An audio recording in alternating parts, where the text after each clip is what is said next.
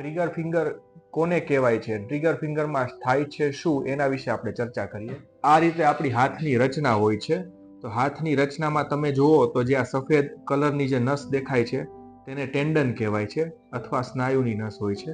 આ જે ટેન્ડન હોય તે અહીંયા આંગળીના આ ભાગમાં એક પુલીની નીચેથી પસાર થતા હોય છે. હવે જ્યારે સોજો આવી જાય ત્યારે પુલીની નીચેથી એની મૂવમેન્ટ નોર્મલ ન રહે અને જામ થઈ જાય તેને ટ્રિગર ફિંગર કહેવાય છે.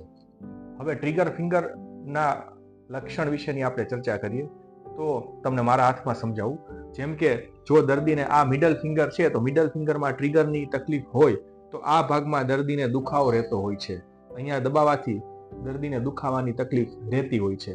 અને જ્યારે મુઠ્ઠી બંધ કરે તો એમાં બે શક્યતા થાય. ઘણીવાર છે ને આ મુઠ્ઠી બંધ થઈ જાય પણ ખોલવાની હોય ત્યારે આંગળી ખુલે નહીં અને લોક થઈ જાય અને ખટ કરતી ખુલે, એને ટ્રિગરિંગ કહેવાય. એટલે ટ્રિગર આ રીતે પણ જોવા મળે છે.